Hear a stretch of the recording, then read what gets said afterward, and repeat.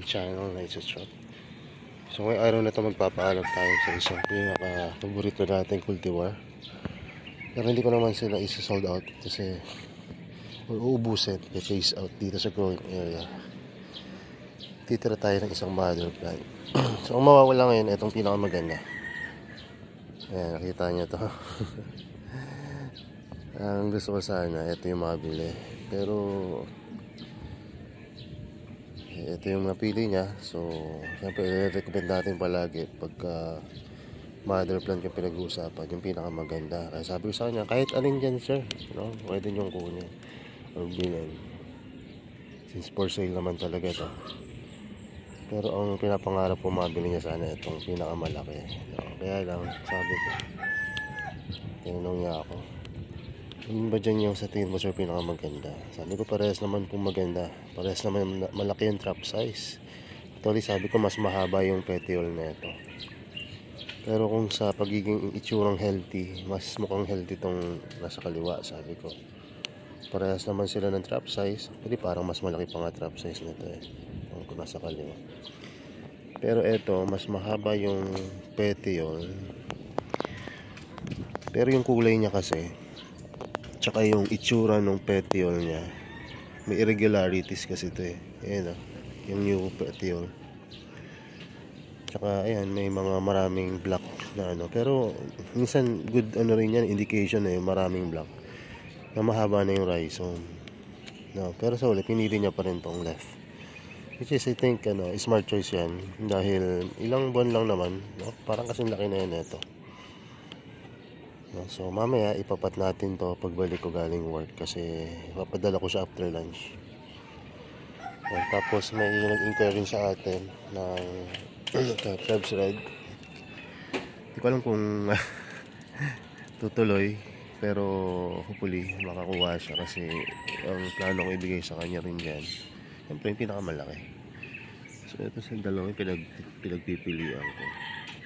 So mas mura to ng Dihama kasi ito ang mother plant na ito is 4.5.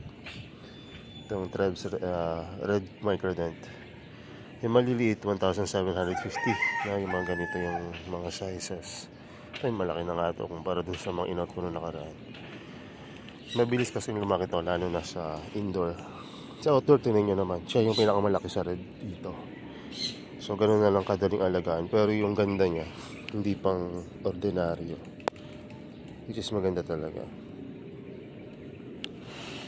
Ayan. So ito yung paborito ko talaga ngayon sa lahat, sa red. Dahil yung mga red ko dito na iba, ang hirap palakihin. No, pero dito, no, medyo napapansin ko ang bilis niya lumaki kahit sa mga propagation ko. Tingnan nyo ito, may size agad pati ito isa. Tsaka matibay siya. Kaya nga lang paubos na, so ewan ko kung makakahabol yung ibang may interesado na bumili. Ayan. So eto nga, no, yung isa naman plano na ito bumili, Krebs Red.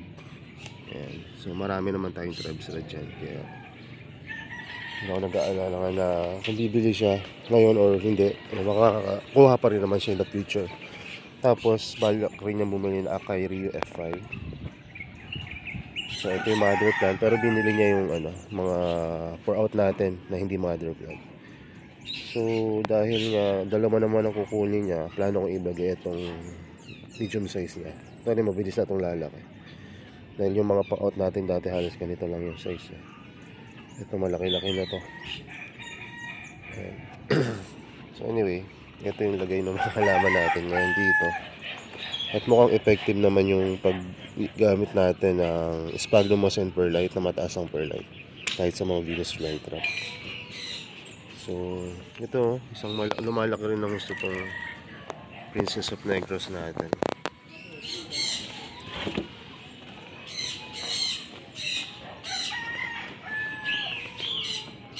So itong asura na to, ang ganda.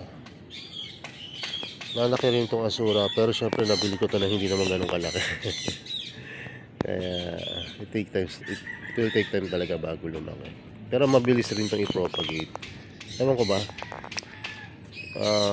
may mga mabilis naman lumakit dumami, pero ang mamahal. Siguro dahil limited pa yung supply sa market. Pero yung mga nakabili nung mga to, lalo na yung mga naka-indoor, ang bilis nila talaga maparami yan. Pati yung Acai Rio. Hindi ko na isa-shoutout yun. Kasi hindi ko pa alam kung meron na siyang available. Dating bumili sa akin, dalawang Acai Rio yata binili. Ngayon, ang dami niya na. Mas marami na siyang Acai Rio sa akin.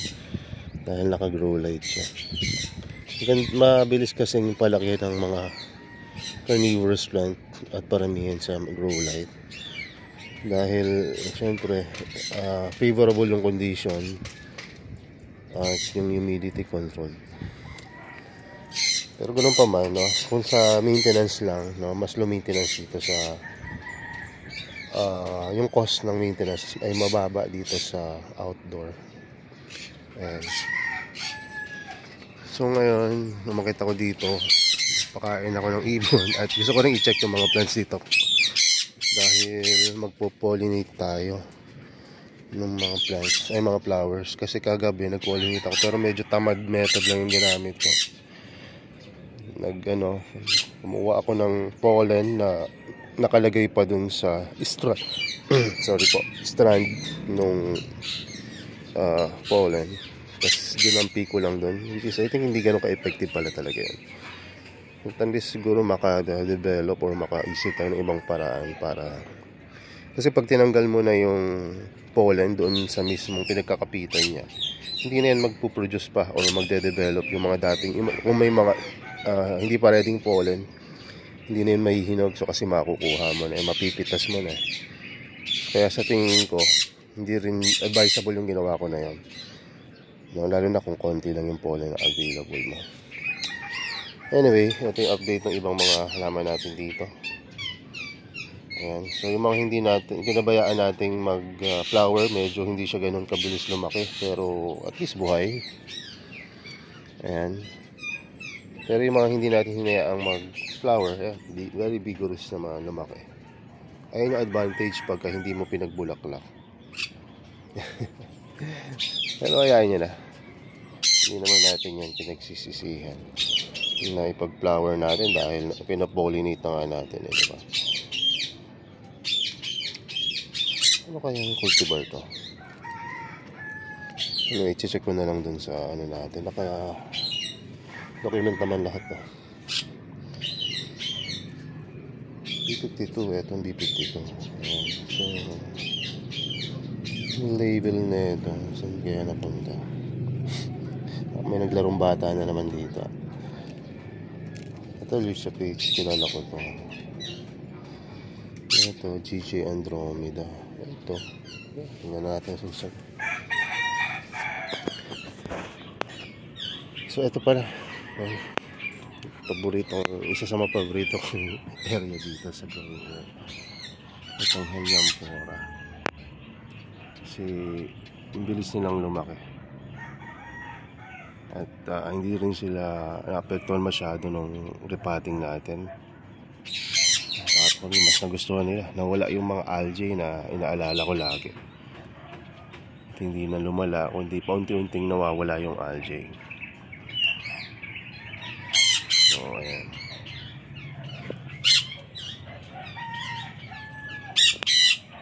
Ang daming bagong growth point. Ang maganda sa bagong growth point, ang lalaki.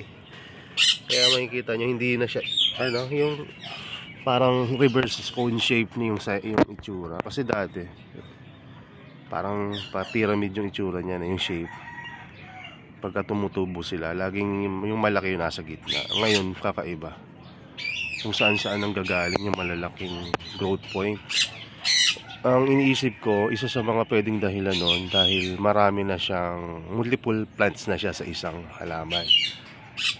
Paano ba yun? Multiple growth point na siya sa isang halaman. So, maganda rin sigurong indication to na sa time na to, kapag nakapag-produce na siya ng mga maraming ganyan, doon na natin i-divide. So, maganda rin pala na hinahayaan lang yung mga Helianthera natin. So, ngayon ko lang na-realize yan kasi lagi ako nagpo-propagate, hindi pa nga nalaki. Sa Helianthera, napakaganda siyang hayaan kasi nga wala siyang dormancy. So, bahala siya sa buhay niya. Ano niya gustong lumaki at dumami.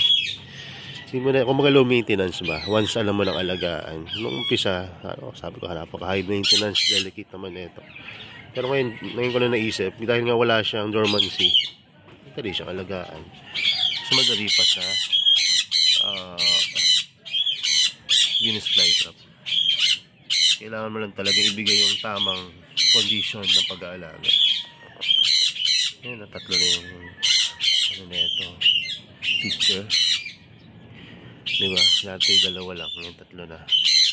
Kasi ito hindi daw nalaki ngayon, eh, no? Laki na ng picture jump now. Ito isang plants lang ito na binila natin ngayon. Dalawa na yung growth point at baka madagdagan pa. Ito laki na rin. Ayan, malaki na to nung nakita ko. Sabi ko laki na ito, biglang nag-produce pa ng mas malaki. Kaya nakakatawa mag-alaga ng Helianthura. Anyway, mamaya pagbalik ko dito itatanim yung red microdent. So thank you Sir Albert Santos sa mga paso na binigay niya. Ngayon nagagamit ko na. At pasensya na dun sa ibang plants na naibigay niyo. Iba hindi ko nabuhay eh. Lalo na itong naalagaan ko. Kaya ko nilagay dito. Hindi nabuhay yung mga seed grown. Ayan o. Walang nabuhay. Pero ang ganda ng epekto dun sa ibang halaman. Tulad na lang na itong Gypsy Cola. Yung misis ko pa yung kumbaga, nakapansin ba? Sa akin kasi sabi ko parang hindi naman lumalaki Gypsy Cola. Pero sa akin sabi niya, ay lumalaki na yan ha. Mula nung nilagay mo dyan. Kaya okay rin na marami nag-observe. Ayan, so nilagay ko rin tong hindi talaga nagpipicture na halaman ko dyan. Tingnan natin kung magpipicture. Anyway, bababa na ako at papasok pa ako sa trabaho. Last day ko ngayon dito sa Dasma.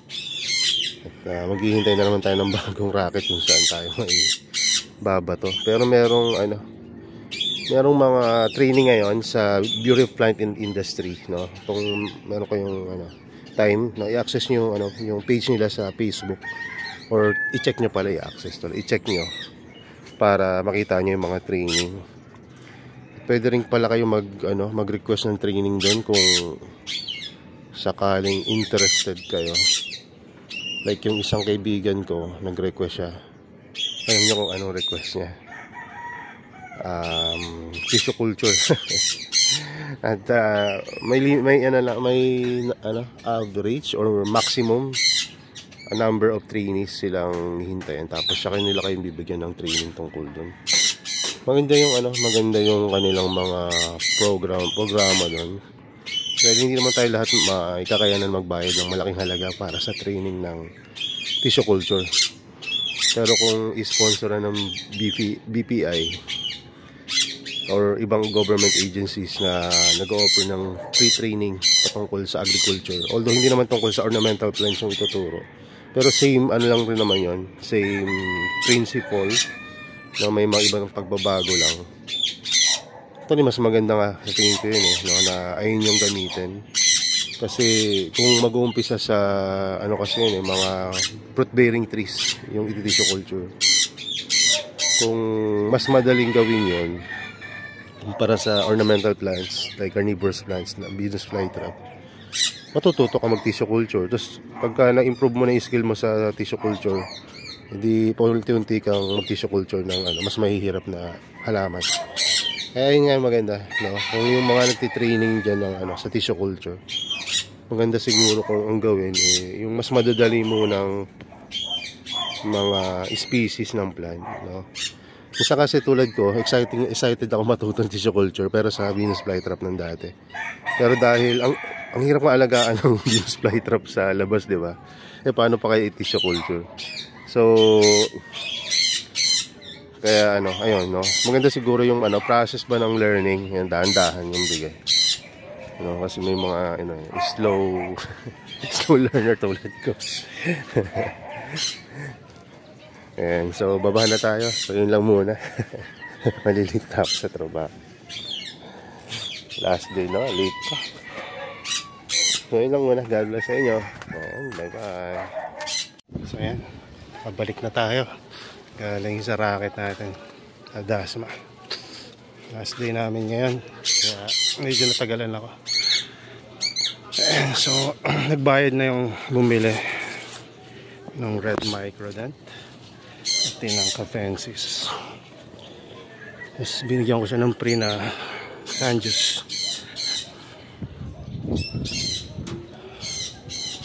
So sana pili niya. Ito kasi yung dalawang pagpilian eh. Ito yung napili niya, kaya ipapaso na natin yan. So kuha lang ako ng paso. Mas may pinapacheck pala yung wipe ko dito. Para daw naninilaw. Sakto lang naman. So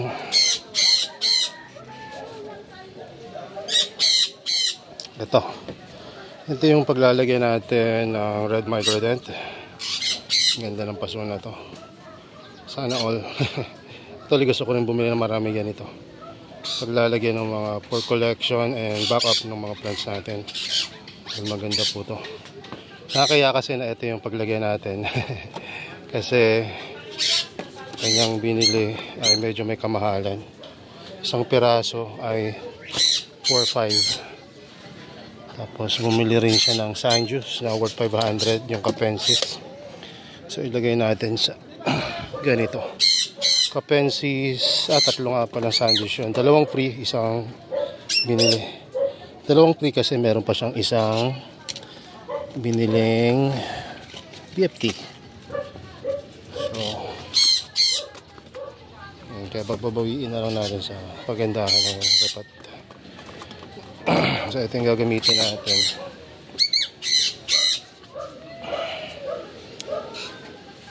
Pagka hindi mo talaga mapigilan no? Pagka ikaw yung nag-aalaga, silipin yung mga paborito mong halaman. Okay naman sila, pero kailangan ko itong diligan mamaya. Mainit ang panahon ngayon. Bilis matuyo rin ng mga flower nito. Imagine kung nasa labas tong mga flower ng BFT na to. Wala pang isang araw tuyo na yan, kaya mas maganda talaga nandito sila sa medyo malilim at less yung hangin, kasi nag-try na ako dati talaga naman hirap silang mabuhay, at yung sa flower niya isa lang yung nabuhay sa isa lang yung nag-bloom. Kaya hirap mag-flower or tumuloy yung flower ng BFT kapag sobrang hangin at init. Pero dito, less yung direct sunlight, tapos walang masyadong hangin, maliban na lang yung pasok dito sa side na to. Tsaka sa kabila. Kaya medyo may hangin pa rin. Gumagalaw-galaw pa rin ng konti yung mga plants natin dito. Pero hindi ganun ka-grabe. Tulad ng mga halaman doon banda. Tingnan nyo naman yung mga hampas ng hangin dyan. Dito pa nga lang ramdam na natin. So, ayan. So yan, lalagyan na natin to ng medium para mataniman na. At kukuha tayo ng medium dito. Dito na ikabit yung aking RO eh. Medyo nagkasakit yung kaibigan ko. Masakit yung likod, medyo may edad na po kasi yan. Kasing edad na ni mother.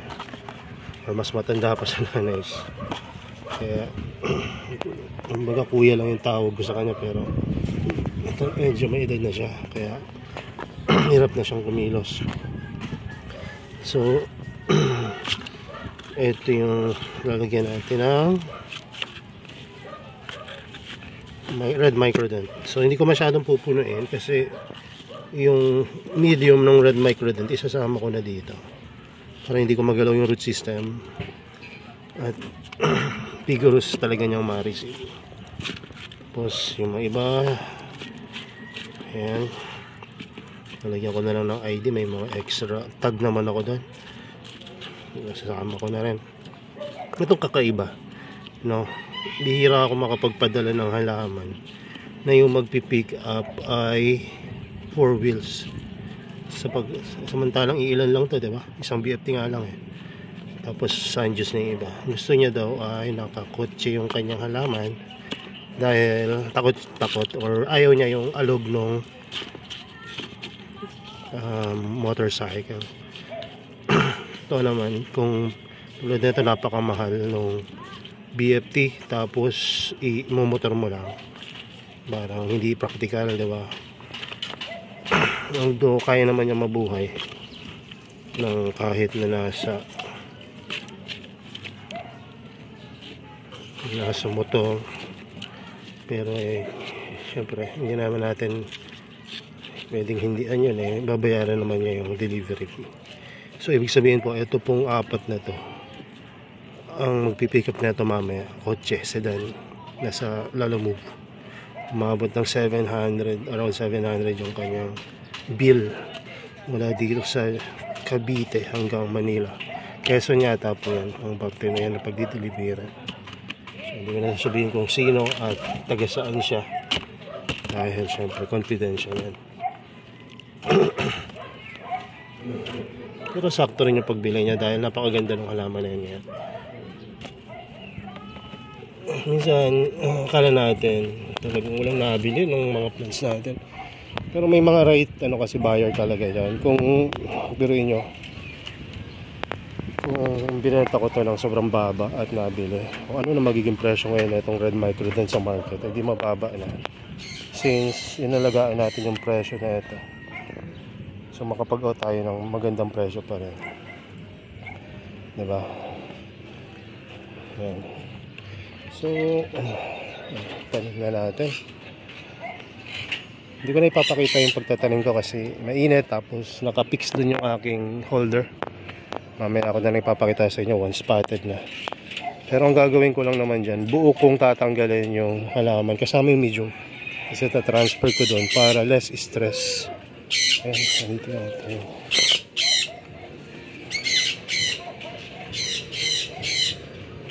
Hanap ko yung isa ko pang tweezer. Meron akong paboritong tweezer na yun ang ginagamit kapag ang malakas ang repat. Kaya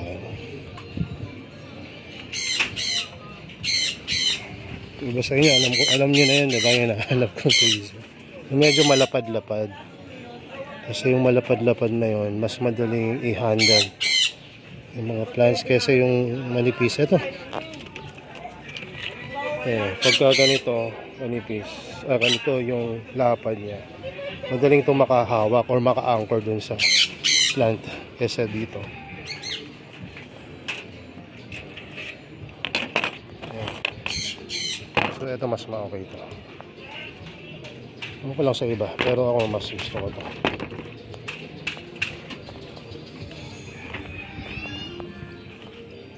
Tatanggalin niyo yan. At para hindi rin nagagalaw, isama nyo na yung buong halaman tsaka medium.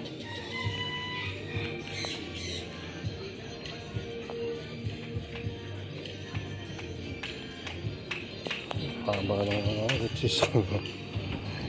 Diba? Wala pa nagko-close na traps. Tapos ipipex na natin yan dito ang hindi nagagalaw. So wait lang. So ito, bago ko itanim mo, tignan nyo yung root system niya kung gaano kaganda. Abot hanggang dulo. Tatanggalin ko sana yung ibang, ayan, tatanggalin ko sana ibang parte ng sphagnum moss, kaya lang pakahaba ng roots niya. Kaya pala napakaganda niya dahil napaka-healthy ng root system. So hindi ko natatanggal yung mga black unless isabihin sa atin na tanggalin, kasi napakaganda na nito. Isang magalaw pa, no? Tanim na natin. So ayan, naitanim ko na. At itinabi ko dito kung saan ko siya kinuha para alam rin nung bumili na dyan talaga natin kinuha yung halaman. So ito na siya after repotting. Kahit anong pag-iingat ko, may nag-close na dalawa. Ito pagka-repot, nag-close. Ito pagka-dilig ko, nag-close. So ang maganda lang yan, dahil hindi nyo nagalaw, umapaw na. Dahil hindi nyo nagalaw yung root system, mag-open na yan, no? Expect na natin mag-open siya mamaya or bukas. So ayan, ganyan kaganda itong red microdent. Punta sa hindi pa nakakaalam, ganyan siya kaganda. Imagine gaano kaganda yan, red microdent. So hindi ko na yan tinanggalan ng mga itim-itim, indicating na hindi ko rin yan binawasan ng rhizome. Ayan. Very intact yung halaman. So ngayon, ito na natira sa atin. Hindi ko na ibibenta yung mother plant. Ibibenta ko na lang dyan yung smaller size. Kasi mother plant is mother plant. Hindi pwede tayo magpaubos ng mother plant. Ayan. So ngayon, itanim naman natin yung Capensis natin. Capensis narrow. Itanim natin itong paborito natin. Yung tongs. At kumuha tayo ng Capensis dito na maganda. Nakikita akong magandang Capensis dito. Ito. Kaya lang ingatan ko kasi may maliliit sa ilalim. Baka maisama. Sayang kasi yun eh. Yung madaling mag-propagate ng Capensis.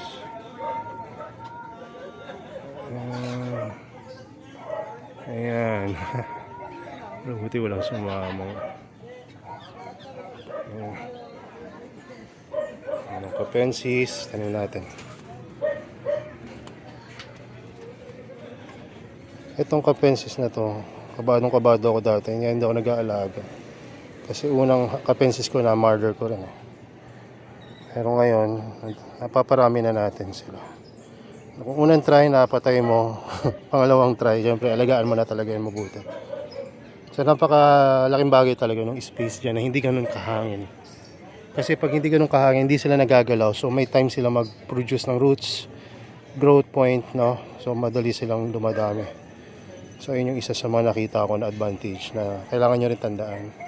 Kung nagpipild kayo lagi sa pag-aalaga, baka sobrang lakas ng hangin. Iba kasi yung panahon ngayon, kung dati yung lakas ng hangin, gusto nila.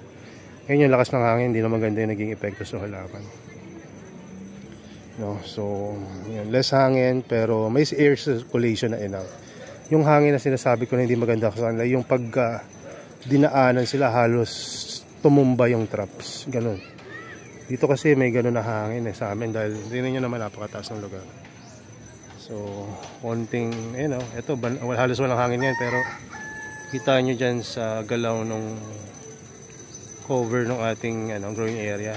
May galaw pa rin kahit na, banayad na banayad yung hangin dyan, pero ganyan kalakas.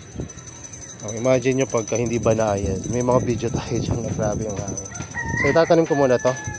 Bitawan ko muna tong cellphone kasi mahirap magtanim ng isang kamay lang. So ayan, naitanim na natin. At maaaring sabihin nyo, sir, over naman yun, sir. Nilagyan mo pa ng river. So pagka hindi busy at meron namang available na time rin na gumawa at resources, kung magandang naman yung presyo ng order, ayan, hindi naman tayo nagtitipid. No, magandang paso, river, ayan. So ayan. So ibababa ko na to para maipadala. So magdi-deliver nga nito naka 4 wheels, so ang kanyang delivery fee around 700. Pero I think sulit naman yung binahay niya, lalo na pagka pinak na natin ito na maayos. So yun lang, God bless and bye bye.